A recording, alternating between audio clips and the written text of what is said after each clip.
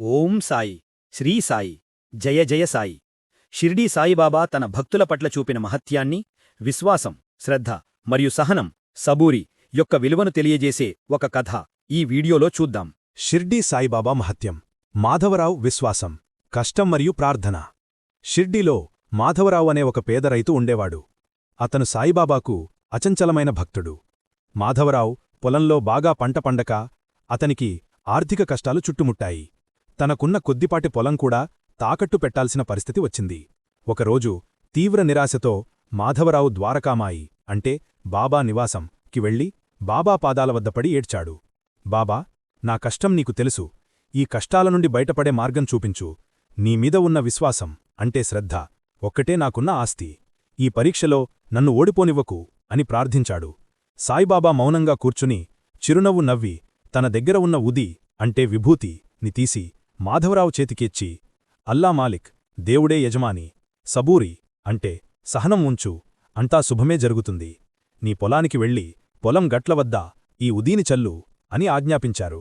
విశ్వాసంతో ఆచరణ. మాధవరావుకి బాబా మాటలు వింతగా అనిపించాయి.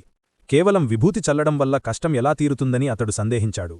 కాని తన గురువుపై ఉన్న శ్రద్ధ అతన్ని సందేహంలో ఆగిపోనివ్వలేదు. ఆ రాత్రే మాధవరావు తన పొలానికి వెళ్ళి కన్నీళ్లతో బాబా ఇచ్చిన ఉదీని పొలం గట్లపై చల్లాడు. మరుసటి రోజు ఉదయం మాధవరావు పొలానికి వచ్చినప్పుడు అతనికి కలలో కూడా ఊహించని అద్భుతం జరిగింది. పొలంలో ఒకచోట మట్టికుండ బయటకు కనబడేలా ఉంది.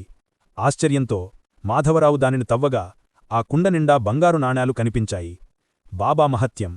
మాధవరావు పరుగు పరుగున ద్వారకామాయికి వెళ్ళి బాబా పాదాలపై పడి, బాబా, ఇది నీ లీలే, నన్ను కాపాడావు అని కృతజ్ఞతలు చెప్పుకున్నాడు.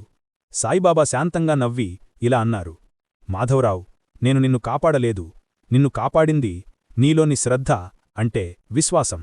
నీవు నా మాట వింతగా ఉన్నా సందేహించకుండా ఆ ఉదీని పొలం గట్లపై చల్లావు. ఆ ఉది అంటే విభూతి కేవలం బూడిదే కాదు, అది నా మాటపై నీకున్న సంపూర్ణ విశ్వాసానికి గుర్తు.